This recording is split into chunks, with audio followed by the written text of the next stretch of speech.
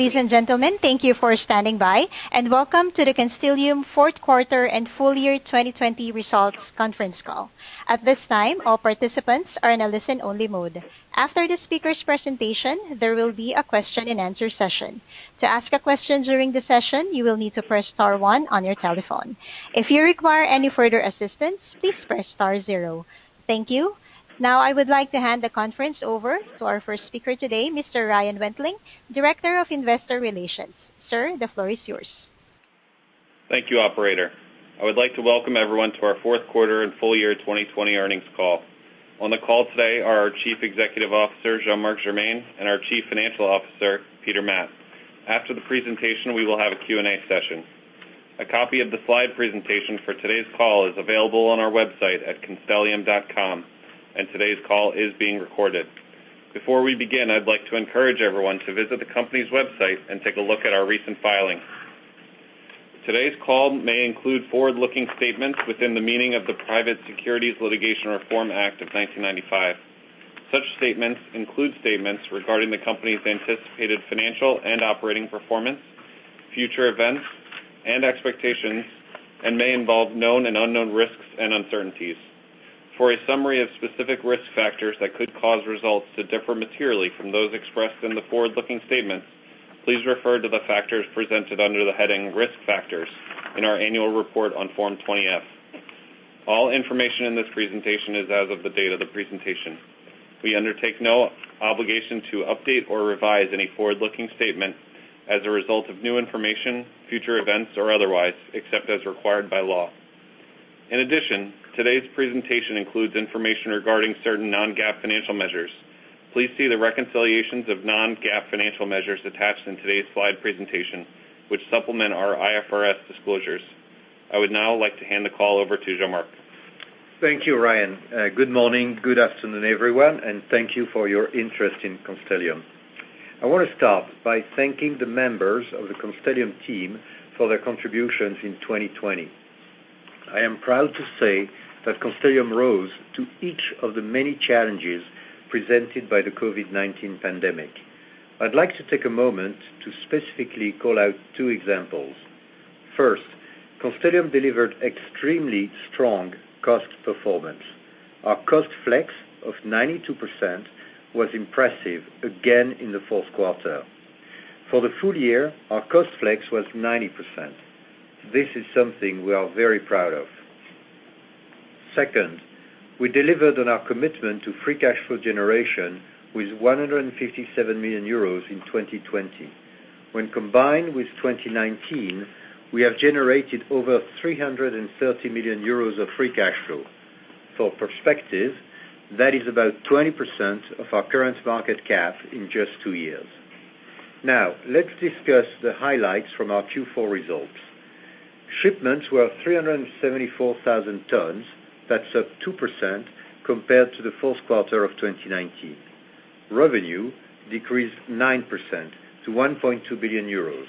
This was primarily due to weaker price and mix and lower aerospace shipments. Our net income of 26 million euros compares to net income of 22 million euros in the fourth quarter of 2019. As you can see in the bridge on the right side of the slide, adjusted EBITDA was 111 million euros, a decline of 10 million euros, which was driven by lower results at A&T from weak aerospace demand, partially offset by strong performance at PARP. Lastly, free cash flow was 28 million euros in the quarter. Now let's turn to slide 6 and discuss our full year highlights. Shipments were 1.4 million tons, a decrease of 10% compared to 2019, due to impacts from the COVID-19 pandemic across each of our businesses. Revenue decreased 17% to 4.9 billion euros, primarily due to lower shipments as a result of impacts from COVID-19 and lower metal prices. Remember, while our revenue are affected by changes in metal prices, we operate a pass-through business model, which minimizes our exposure to metal risk. Net loss of 17 million euros compares to a net income of 64 million euros in 2019. As you can see in the bridge on the right side of the slide, adjusted EBITDA was 465 million euros in 2020, a decrease of 97 million euros, which was driven by weaker results at A&T and AS&I, partially offset by record results at PARC. This result is above our guidance range of 450 to 460 million euros provided during our third quarter earnings and is at the midpoint of our pre-announced results from mid-February. Our free cash flow of 157 million euros came in above our guidance of 100 to 150 million euros. Our leverage at the end of 2020 was 4.3 times. Despite the COVID-19 crisis, which included the second quarter lockdowns and nearly 100 million euros less adjusted EBITDA in A&T, our leverage in 2020 peaked at 4.4 times, only half a turn higher than at the end of 2019. This performance is clear validation of our business model and our strategy. Now turn to slide 7. At Constellium, the health and safety of our employees is our top priority. Our safety results are among the best in the industry, and we remain committed to continuous improvement. As shown on the top left of the slide, Constellium achieved a record low recordable case rate in 2020. While this is something to be proud of, we will continue to push for further improvement. Our commitment to safety is also reflected in our compensation structure. For our top 2,000 managers, 10% of their annual bonus is based on safety performance. As you can see on the top right, Constellium is proud to lead the way with our recently completed sustainability-linked notes offering, our first and the first in the metals industry. Peter will provide details of the bond later in the presentation. Our ESG efforts have been recognized externally. EcoVadis gave us a platinum rating, its highest, which places Constellium in the top 1% of companies assessed. Constellium also received a AA rating from MSCI ESG, placing us in the top decile of our sector. Lastly, we continue to make progress in achieving ASI certifications at our plants with Neuf-Brisach, Zingen, Gottmaningen, Deinfeld, now certified. Over the course of 2021, we will be developing our 2030 sustainability strategy, which will establish new sustainability targets and the steps to achieve them. Constellium has a long track record of setting targets and measuring our progress against them. This is evident in our annual sustainability reports, which we have produced each year since 2011. Another initiative we will be focused on in 2021 is a potential investment to increase our recycling capacity in Europe. This project, which is in advanced planning stages, is expected to add a minimum of 60,000 tons of annual capacity to Constellium's current recycling footprint, which is already one of the largest in the world. In addition, we expect this investment will provide opportunities to expand our low-carbon product offerings to meet customer demand. The scope and location of the project is expected to be finalized by the end of 2021, and we will provide regular updates on this highly strategic initiative. As you can see, we're looking at sustainability as a great opportunity for Constellium. With that, I will now hand the call over to Peter for further details on our financial performance. Thank you, Jean-Marc, and thank you everyone for joining the call today. Turning now to slide 9, let's focus on the PARC segment. Adjusted EBITDA of 82 million euros increased 31% compared to the fourth quarter of 2019. Volume was a 14 million euro tailwind as shipments increased 7% compared to the fourth quarter of 2019. Packaging rolled product shipments increased 5% and automotive rolled product shipments increased 12%, both on higher shipments in North America and Europe. Price and mix was a tailwind of 15 million euros from both automotive and packaging. Costs were a headwind of 7 million euros due to unfavorable metal costs, including higher alloying costs and inefficiencies related to a strike at Muscle Shoals, which affected the second half of December and was resolved on January 11th. FX translation, which is non-cash, was a headwind of 3 million euros in the quarter due to a weaker U.S. dollar. For the full year 2020, PARP generated record adjusted EBITDA of 291 million euros. Volume was a headwind due to the impacts from COVID-19, notably in automotive and European packaging.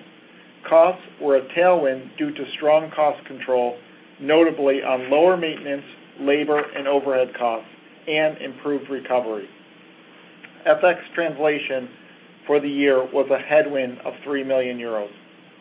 Now turn to slide 10 and let's focus on the A&T segment. Adjusted EBITDA of 13 million euros decreased 72% compared to the fourth quarter of 2019. Volume was a headwind of 38 million euros on 55% lower aerospace shipments year over year. TID showed signs of improvement in the fourth quarter, with shipments increasing 15% compared to 2019. Price and mix was a headwind of 21 million euros due to a weaker mix in aerospace and the lower share of aerospace shipments relative to TID. Costs were a tailwind of 27 million euros, primarily related to lower labor, consumables, and maintenance costs. Lastly, FX translation was a 1 million euro headwind in the quarter. Now please look at the full year bridge for A&T. 2020 was a challenging year for A&T, with adjusted EBITDA declining 98 million euros to 106 million euros. Volume was a headwind due to the impacts from COVID-19 on both aerospace and TID demand. Costs were a tailwind on strong cost control, and FX translation for the full year was a headwind of 1 million euros. Now, turn to slide 11 and let's focus on the AS&I segment. Adjusted EBITDA of 22 million euros increased 1 million euros compared to the fourth quarter of 2019. Volume and price mix were each a 1 million euro headwind. Cost was a 4 million euro tailwind on strong cost control, notably on lower labor, subcontracting, consulting, and energy costs. Looking now at the full year bridge for AS&I, 2020 showed significant operational improvement compared to a challenging 2019. Volume was a headwind due to the impacts from COVID-19 on both automotive and industry shipments. Costs were a tailwind on strong cost control, and FX translation was a headwind of 1 million euros. Now, turn to slide 12, where I want to highlight our continued strong performance on costs. In the fourth quarter, we flexed our costs by 92%. Cost flex represents the change of costs over the change of revenues for the fourth quarter of 2020 as compared to the fourth quarter of 2019. Effectively, for every euro change in revenue, we were able to flex our costs by 92 cents. Looking by segment, you can see that A&T and AS&I both demonstrated strong cost control, with A&T at 76% cost flex and AS&I at 104% cost flex. For PARP, incremental margin is the relevant metric, as both revenues and adjusted EBITDA increased compared to the fourth quarter of 2019. Incremental margin represents the change in adjusted EBITDA over the change in revenue. PARP's incremental margin was 56%, an exceptional performance and solid evidence that we are retaining a healthy portion of our cost reduction. Excluding metal and depreciation, we reduced costs by approximately 75 million euros compared to the fourth quarter of 2019, notably on lower labor and energy costs. These cost savings include 3 million euros of benefit from European state employment aid related to COVID-19.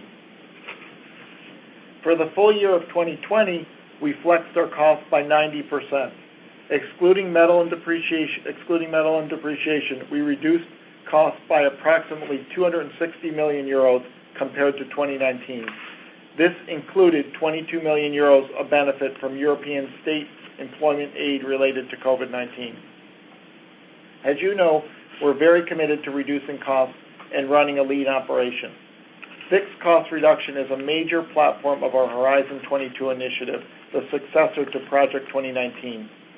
We maintain our 75 million euro target for Horizon 22, and we estimate that we were over halfway to our target at the end of 2020. I remain excited about the significant cost reduction opportunities that are in front of us. I am confident that Constellium will emerge from this crisis a stronger company with better margins and an improved financial profile than when we entered it. Now, let's turn to slide 13 and discuss our free cash flow. We generated 157 million euros of free cash flow, including 28 million euros in the fourth quarter. This is our second consecutive year of free cash flow in excess of 150 million euros.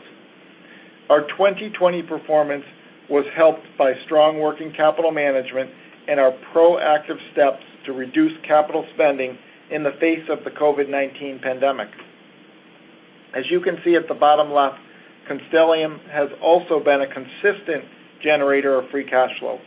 I want to remind you that the second quarter of 2020 would have been positive without the effect of reduced factoring in that quarter. We deployed a substantial portion of this free cash flow generation towards gross debt reduction in the first quarter of 2021. Looking forward to 2021, we expect to generate free cash flow in excess of 100 million euros. We expect CapEx of approximately 225 million euros, an increase from 2020 due primarily to some catch-up maintenance and targeted growth projects. We expect cash interest of approximately 130 million euros, assuming current foreign exchange rates, and cash taxes of 10 to 20 million euros. To summarize, we have generated over 330 million euros of free cash flow over the past 2 years.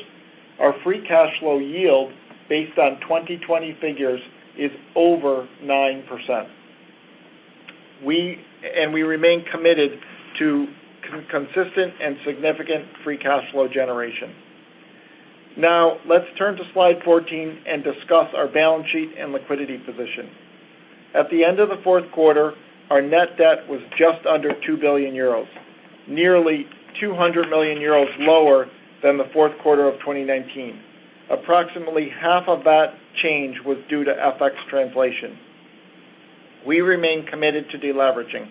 At the end of 2020, our leverage was 4.3 times, less than half a turn more than at the end of 2019. This is a remarkable achievement given the challenges imposed by the COVID crisis.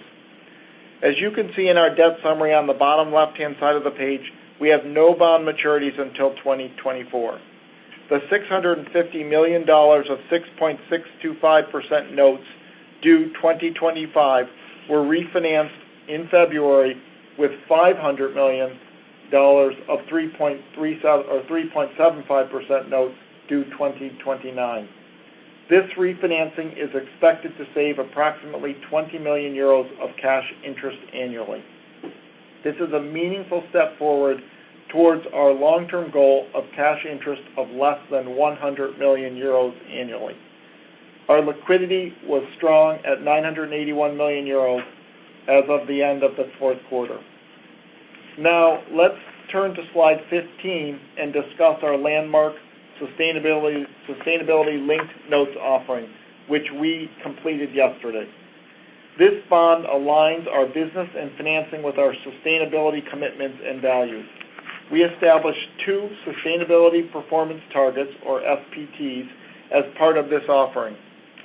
The first SPT is greenhouse gas intensity of 0.615 tons of CO2 equivalent per ton of sales in 2025, representing a 25% improvement from our 2015 baseline. In order to hit this ambitious target, we must accelerate our pace of greenhouse gas intensity improvement. We expect to achieve this target primarily through continuous improvement in our manufacturing processes and equipment.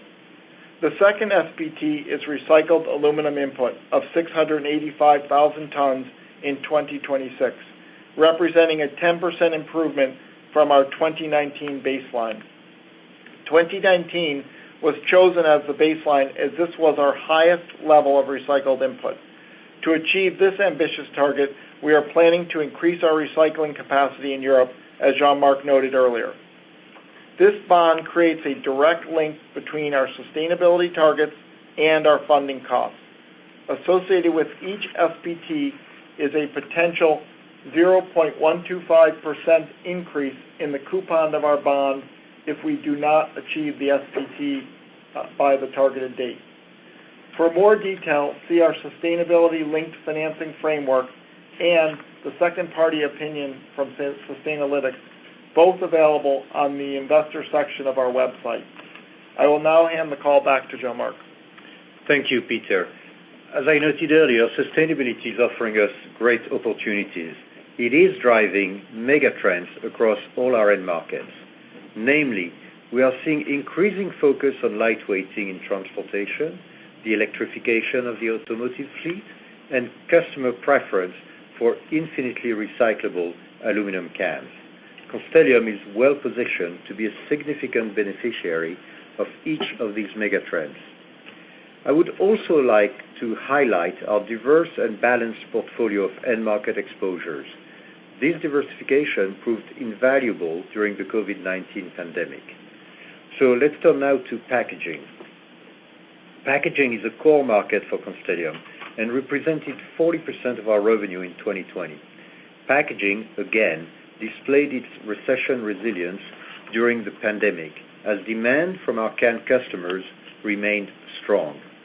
The growth in demand for aluminum cans is underpinned by consumer preference versus other alternatives, such as plastics.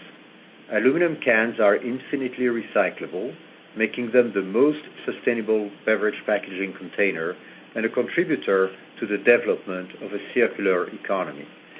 To meet this growing demand, our customers have announced new can lines in both North America and Europe, which should drive can sheet demand growth for years to come. Now, let's move to automotive. Automotive represented 27% of our revenues in 2020. Here also, Constellium is well positioned in both sheet and extrusions to realize the benefits of the secular shift to aluminum in automotive and the electrification of the automotive fleet. We expect electric vehicles to increasingly win share. Electric vehicles need to be light to meet their range objectives, which makes aluminum the logical material of choice for auto body sheet, crash management systems, and battery enclosures.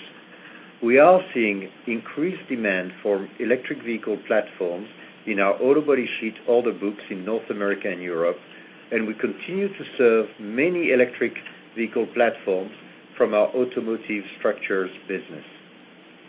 We also expect continued lightweighting of internal combustion engine vehicles to meet increased regulation, the societal focus on sustainability, and demand for improved safety and performance.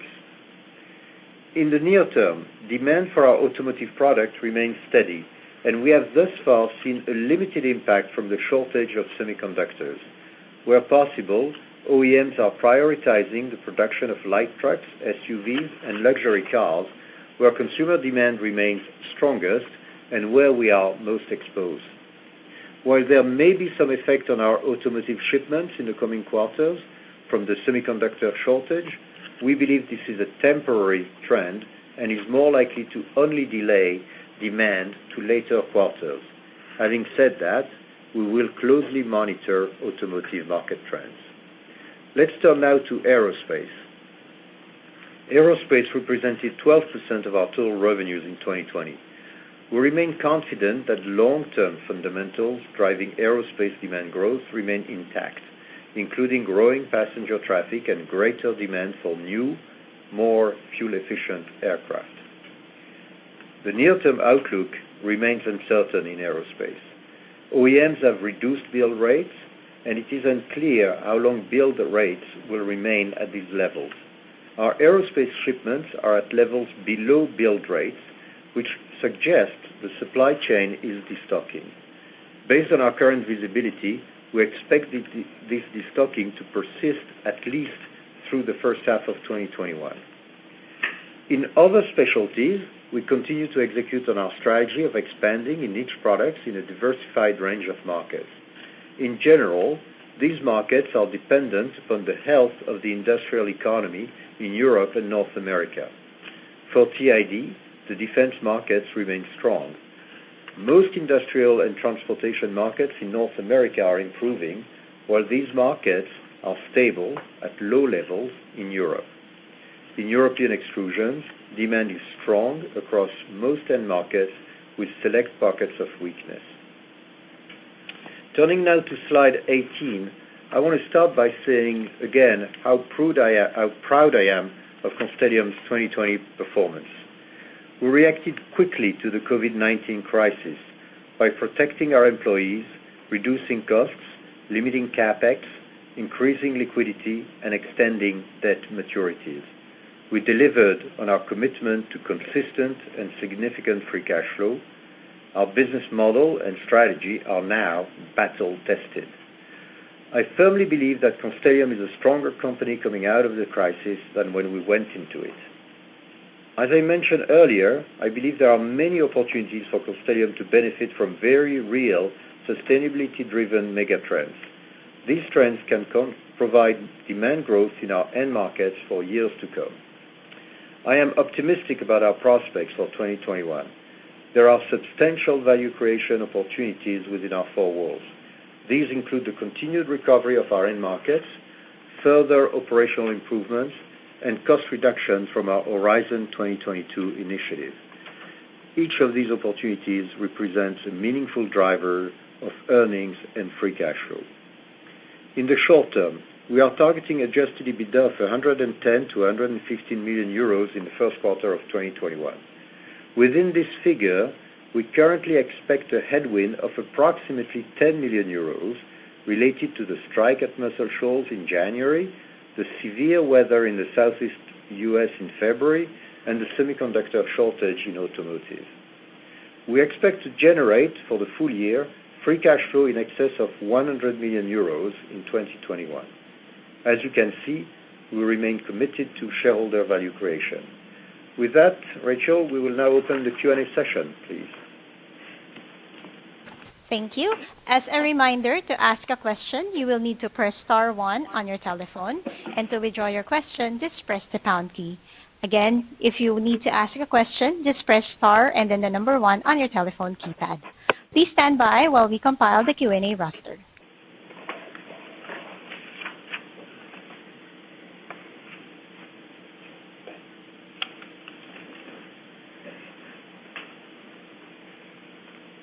Our first question comes from the line of Mr. Curt Woodward of Credit Suisse. Sir, the floor is yours.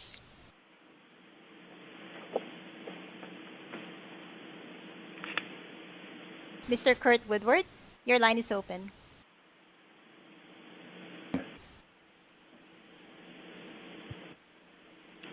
Can you hear me?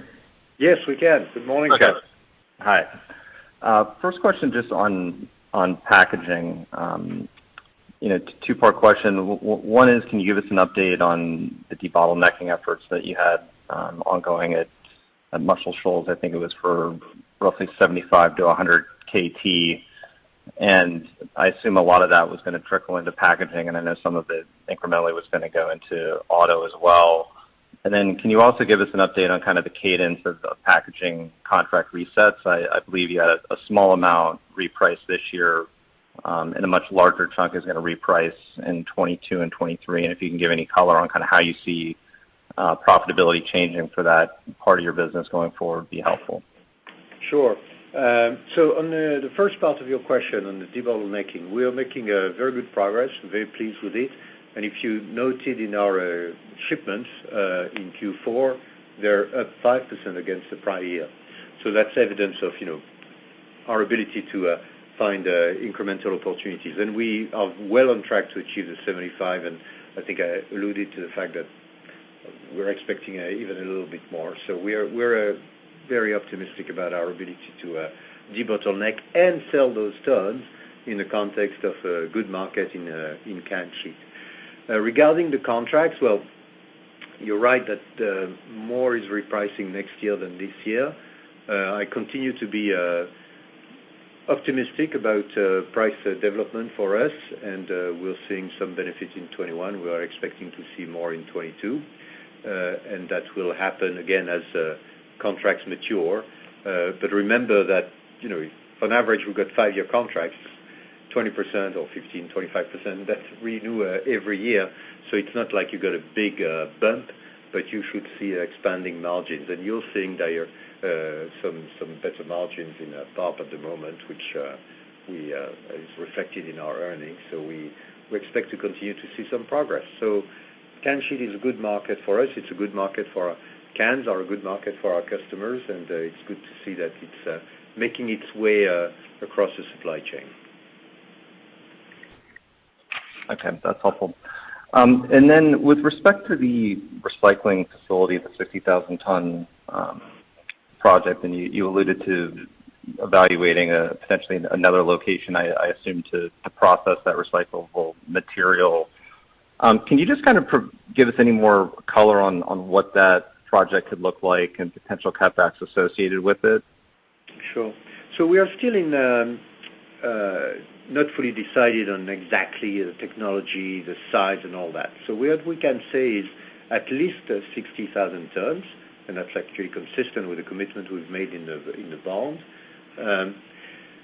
But it is likely could be bigger. We'll have to make sure that it's a project that has very good returns for us, and that's a key criteria in deciding how to, what dimension to pursue.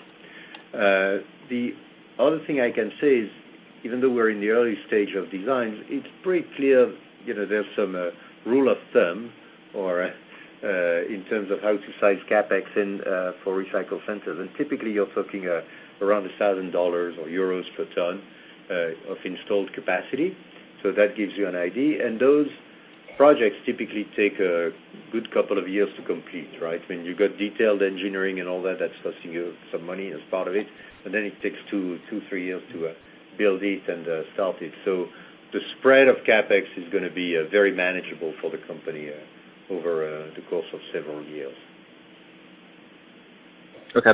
And then just last question, when you look at your business, I mean, I think you have pretty good visibility across a lot of it, and even with, within aerospace, I understand there's destocking, but, Airbus has laid out some relatively specific production guidance, at least along the lines of the A320 the next couple of years. So I'm just curious, what's the hesitancy to provide a range of full-year guidance at this point, and is that something that you think you would look to do next quarter?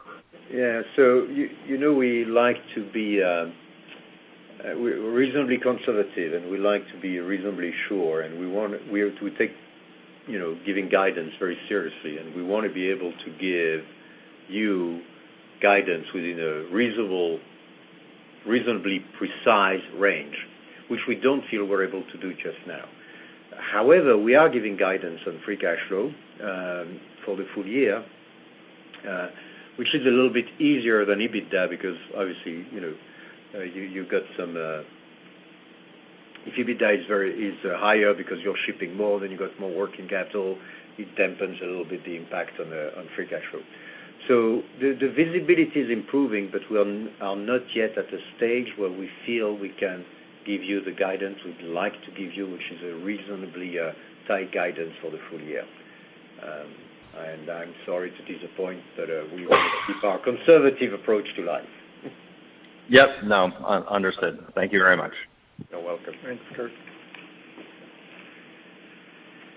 Thank you. The next question comes from the line of Josh Sullivan from Benchmark Company.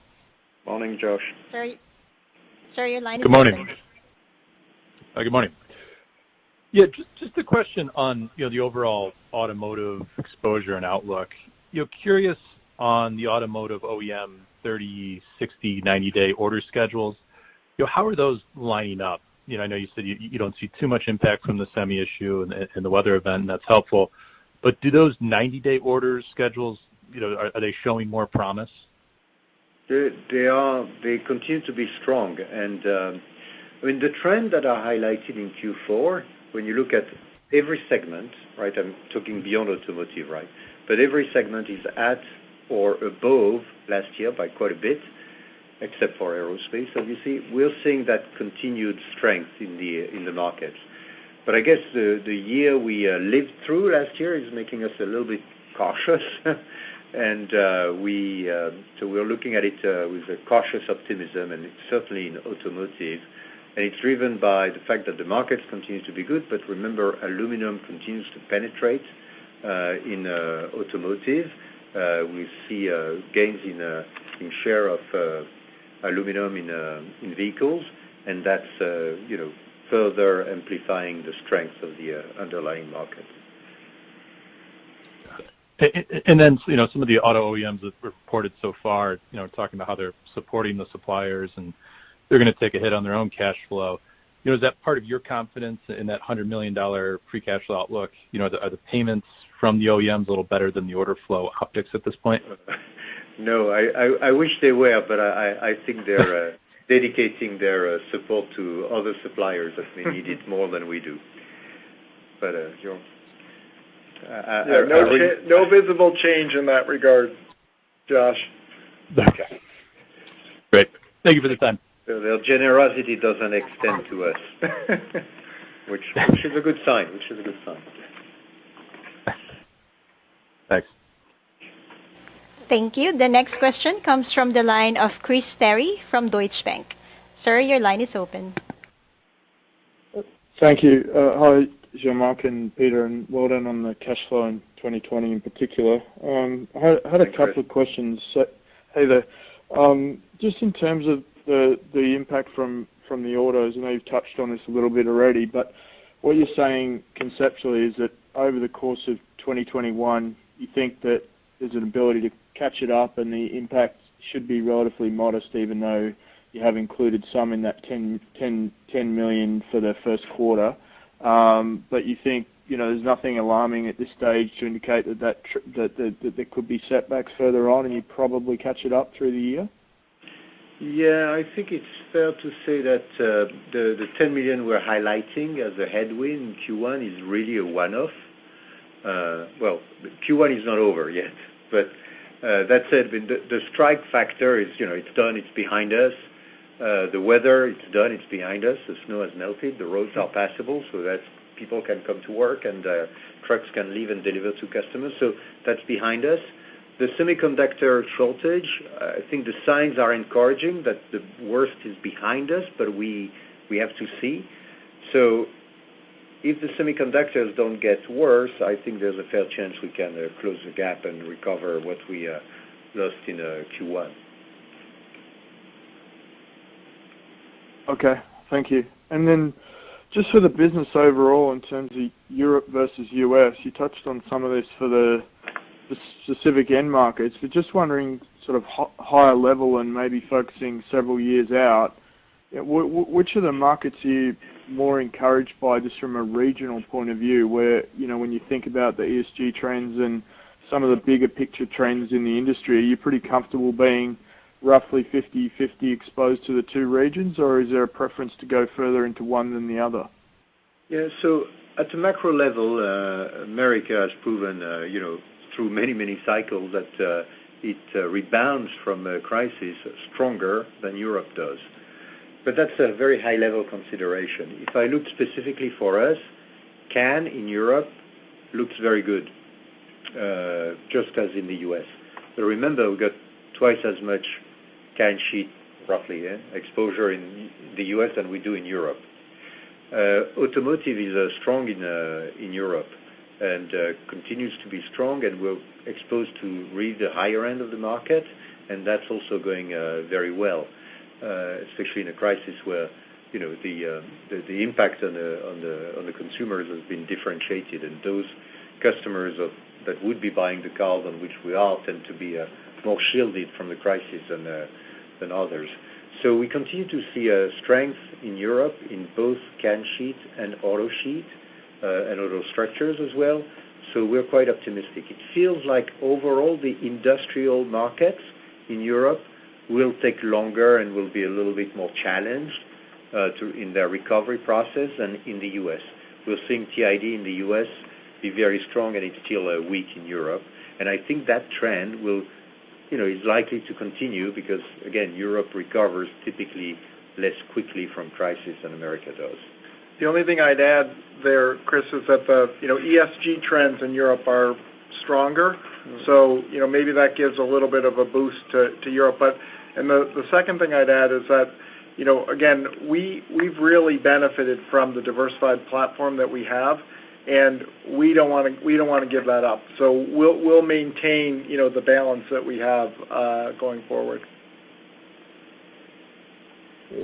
Thank you. And just one might be for Peter, but on the working capital for the first half of the year, you've given the guidance for the key items to think about the free cash flow over the full year. Just wondered maybe if you can talk to sort of how you're thinking about that progression and maybe some of the working capital considerations.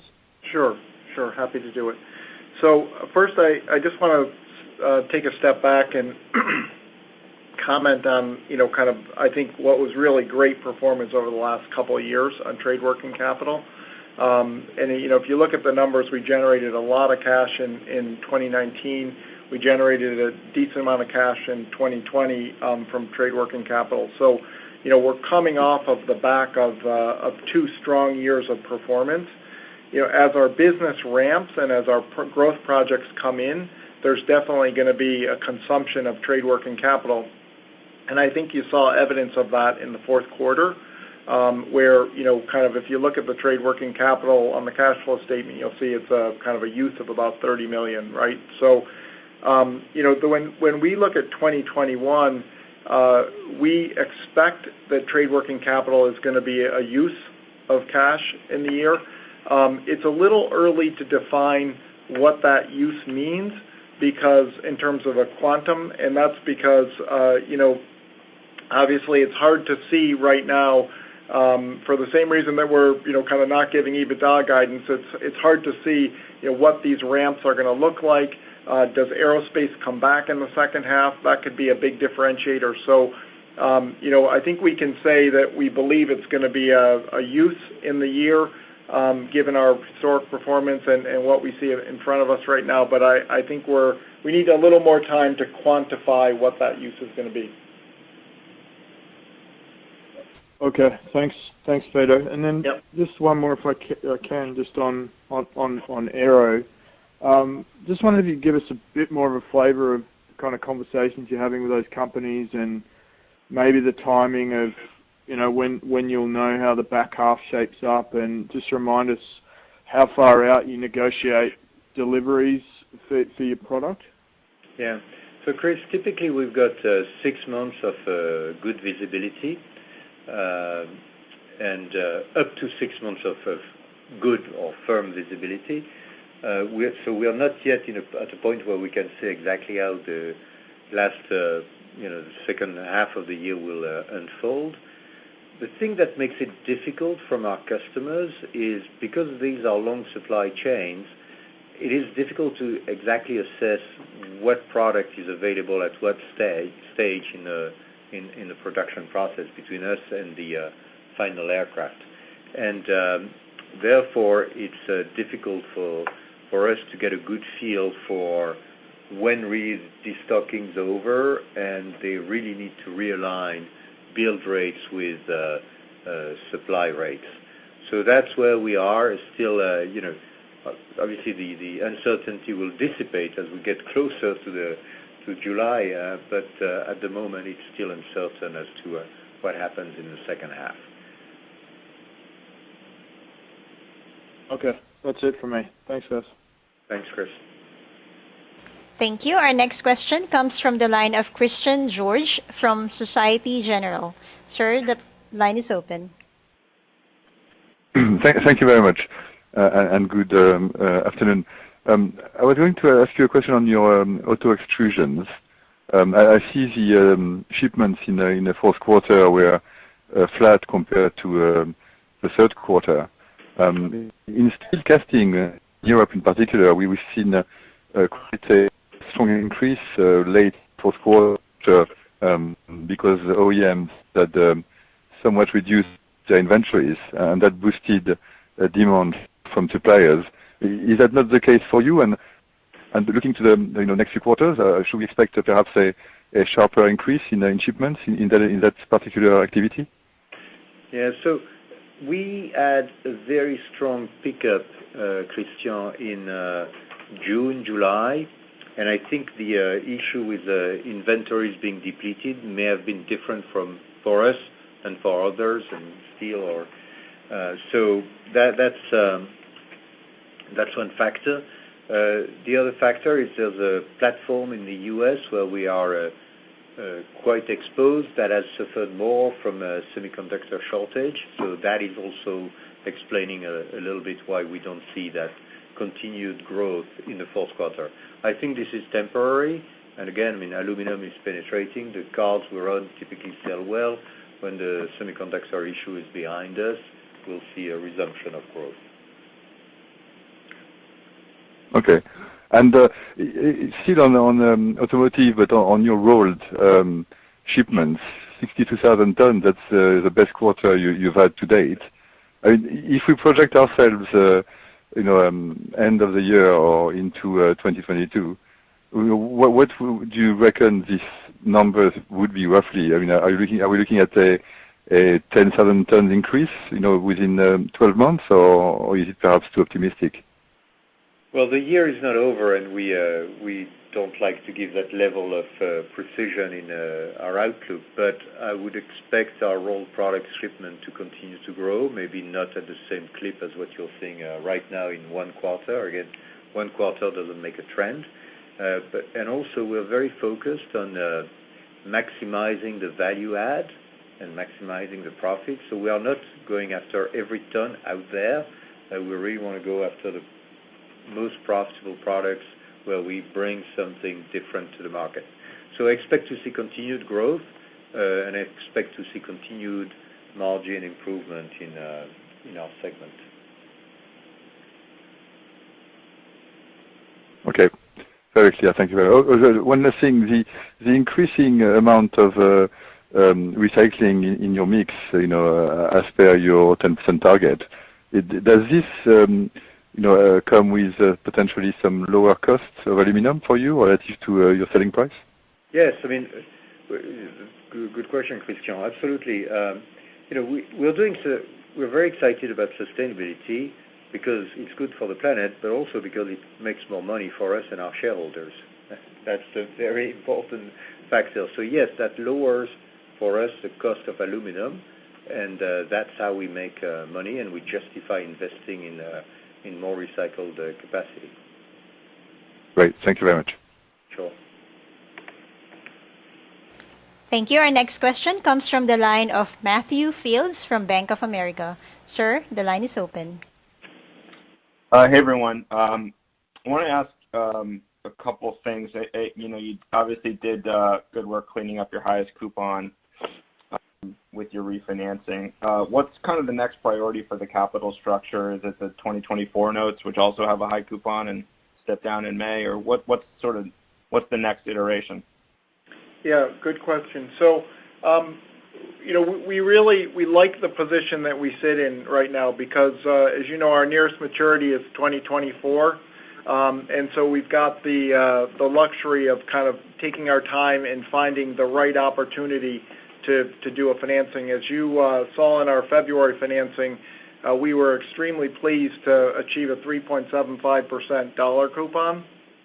So we're looking at the capital structure. We're looking at kind of all of the different components of debt, the debt stack, and as we see opportunities to jump into the market and kind of get attractive financing, we'll certainly evaluate those. But we haven't made any decisions on that at this point. Okay, fair enough.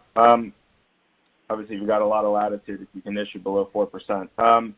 So the next thing is basically the can space. You talked a little bit about the contract resets, but all the signs are just so bullish on that market. I think Coke and Pepsi warned about, price increases around 10%. You've seen so many capacity additions by the can producers. One of them was just bought in a SPAC. I mean, all the signs are there. Mm-hmm. What do you sort of get concerned about your capacity in the can sheet market in North America? Is the bottlenecking you did at Muscle Shoals adequate? When do you feel the need to maybe invest in more capacity? So, that's a fantastic opportunity for us, and I grow more and more optimistic every quarter that goes by. I am not concerned about our ability to increase our capacities. As I mentioned earlier, we're well on track for our 75,000 tons objective. We could be doing more. And I think we'll be doing more within the framework of what we've decided to do. If we want to go further, we have some investments to make, and we'll make those investments when we get a very good return on them. And we know what they are, we know what we need to do. So it's just a matter of aligning the planets and getting us in a place where we're very excited from a value creation standpoint at the opportunities we have. And I think that time will come. It's not only dependent on us, it's got to be in lockstep with our customers, but I think this is, as you point out, a very good backdrop for us and a very good market context. All right, fair enough. Thanks very much, and good luck this year. Thanks, Matt. Thank you. And our next question comes from the line of Sean Wondrak from Deutsche Bank. Sir, your line is open. Hi, guys, and congrats on your inaugural sustainability-linked bond offering. Thank you, Thanks, Sean. Just two quick questions, if I may. So, firstly, do you expect to continue to reap labor savings related to European government assistance during 2021? And if so, could you please provide a rough magnitude relative to benefits received in 2020? Yeah, good question, Sean. So obviously, if you look at the shape, so it's $22 million for the full year. The biggest portion of that happened obviously in the second quarter, and then it tailed off in the third quarter. And you can see we kind of cited the number in the fourth quarter, right? As we go into 2021, with really all operations except for aerospace running back at numbers that are at rates that are well in excess of where we were in 2019, that number will be a much smaller number. The program still exists, obviously, across Europe, so we will get some benefit from it in the aerospace, in the A&T segment, but it'll be, I'd say, if you're thinking about it for a full year, it's probably, less than $5 million for the full year, I would think would be a decent number. Probably, $1 million or so a quarter, something like that. Oh, okay, so nothing material. Appreciate the clarity there. Yeah.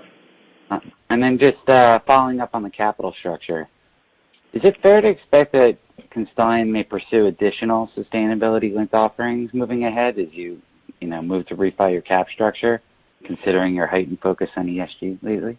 Yeah, so we had a very good experience, as you know, in the financing we just did. We like the concept of putting our money where our mouth is. So, we believe our story kind of lends itself to some of the trends in sustainability that are out there.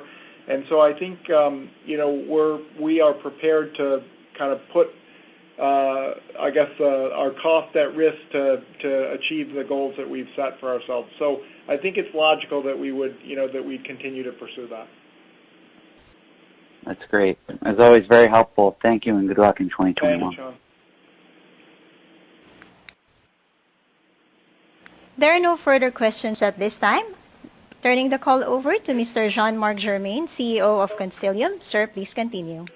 Well, thank you very much all for attending, and as you can see, I hope we've demonstrated that Constellium is able to generate significant free cash flow in good weather or bad weather, and we look forward to a less exciting year in 2021 with still very substantial free cash flow generation. Thank you, everyone. Goodbye. Ladies and gentlemen, this concludes today's conference call. Thank you all for participating. You may now disconnect.